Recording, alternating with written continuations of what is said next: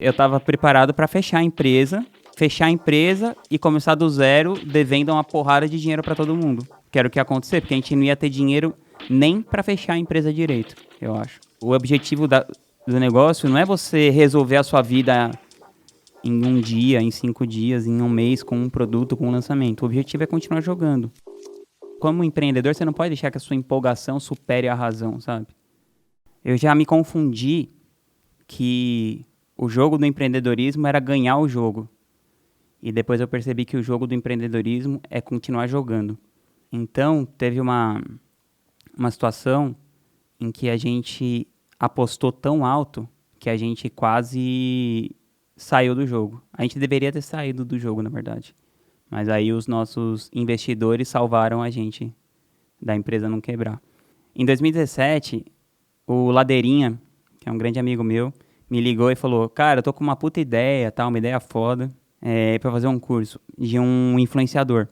E, meu, era um cara muito grande, o cara tinha dezenas de milhões de inscritos, tal. E eu lembro que eu falei pro Ladeirinha: meu, eu acho que se a gente pagar, a gente consegue. Aí ficou, assim, a minha responsabilidade de conseguir o contato do cara, fazer a negociação, e o Ladeirinha ficou com a parte mais criativa da coisa, né? Eu ia dando uns toques pra ele, assim, junto, né? Ele me mostrava, tal. A gente é muito amigo até hoje, eu sou padrinho de casamento dele, ele é do meu mastermind, e a gente queria trabalhar junto. Então era muito uma vontade da gente fazer alguma coisa juntos, né? Aí ele veio com essa ideia e a gente executou na Gratitude. E quando a gente foi fechar o negócio com esse cara, com esse influenciador, a gente tinha feito um acordo que a gente ia pagar R$ 1 milhão adiantado para o lançamento, né? Para fazer um lançamento. E aí depois chegou numa negociação que era 1 milhão para fazer cada lançamento, seriam pelo menos 2 e tal. E no final acabou que eles falaram assim: meu, é 2 milhões para um lançamento só. E a gente tava tão, assim, com tanta certeza absoluta que aquilo daria certo, que a gente falou: ah, beleza. E a gente usou um dinheiro que, na verdade, era um fluxo de caixa da empresa, né? Não era um dinheiro que a gente tinha, assim, sobrando e tal. Era um dinheiro que, tipo, a empresa tinha, mas a gente tava tão certo, tão certo de tudo, que a gente foi lá e deu essa grana. E você vê, na época, a Hotmart, né, que era a nossa plataforma, era uma coisa que o mercado inteiro estava apostando muito.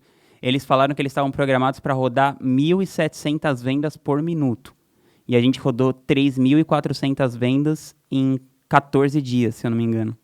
Então, assim, foi uma coisa que a expectativa e a realidade ficou muito distante, assim, sabe? E eu lembro que o cara que a gente fez, o produto, tal, o cara foi muito legal, ele fez tudo direitinho, assim. E eu lembro que na época ele topou fazer esse produto porque ele queria comprar um avião, tal. E ele comprou um avião.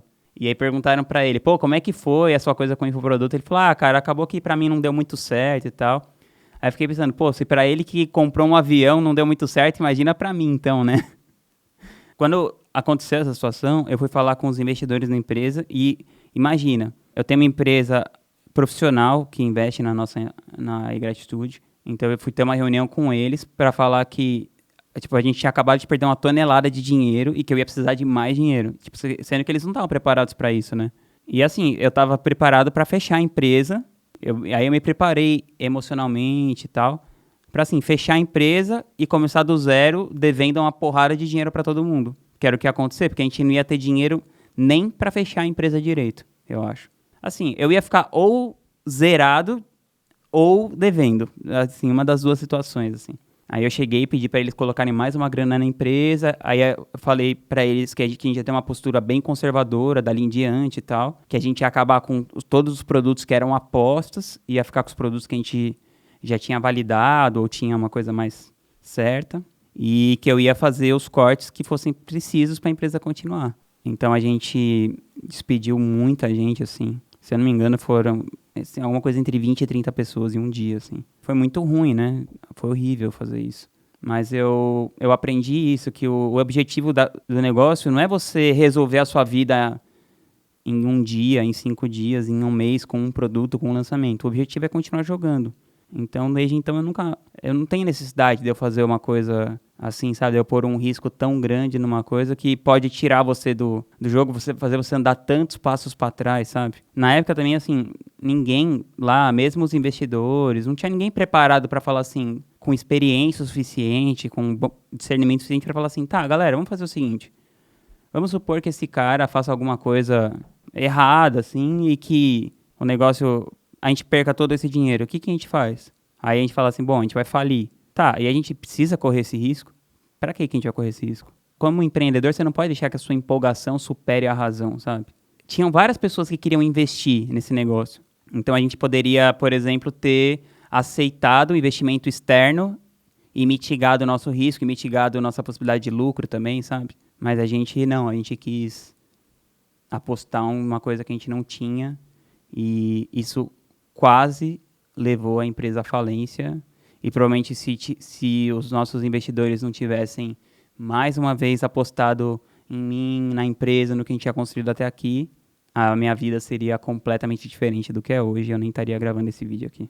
É uma empresa, é um negócio presume risco, e se presume risco e deu errado, faz parte, presumir um risco. Então, eu sempre falo essa coisa de você meditar sobre a morte, né? Que parece uma coisa mórbida e tal, mas na verdade, é a morte de tudo. É a morte de um relacionamento, é a morte de um negócio. Por um lado, eu quero fazer o meu melhor aqui pela empresa, o melhor pelas coisas que eu faço. Mas, por outro lado, isso não é também tão importante assim, sabe? Como o jeito que você vive, o jeito que você trata as outras pessoas. Então, eu tava preparado. Eu acho que você sempre tem que ter, como empreendedor ou como tudo na vida, paz de espírito de recomeçar do zero tranquilo. Porque isso eventualmente vai acontecer. Provavelmente vai acontecer. Então, se você tem um filho, provavelmente ele vai sair de casa. Se você tem um cachorro, provavelmente ele vai morrer muito antes que você. Seus pais provavelmente vão morrer antes que você. Às vezes acontece uma coisa que é muito pior, que é seus filhos morrerem antes que você. Então todas essas coisas são possíveis. Então, por exemplo, hoje em dia eu consegui guardar um dinheiro que me dá uma certa tranquilidade. Mas sei lá, eu não sei o que vai acontecer. Pode ter uma guerra, pode o sistema bancário explodir.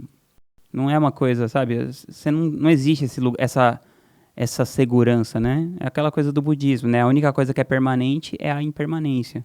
Eu faço um trabalho mental bem constante para eu estar mais preparado para a impermanência do que viver achando que porque o sol nasceu hoje, ontem e anteontem vai nascer amanhã, sabe? Então não é que eu...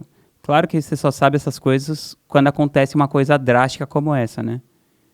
Mas eu acho que esse recurso de você estar o tempo todo pensando sobre isso te deixa mais tranquilo para passar pelas tempestades da vida que vão acabar vindo, te ajuda a construir melhores abrigos nos dias que tá sol e para aceitar com mais dignidade as fatalidades.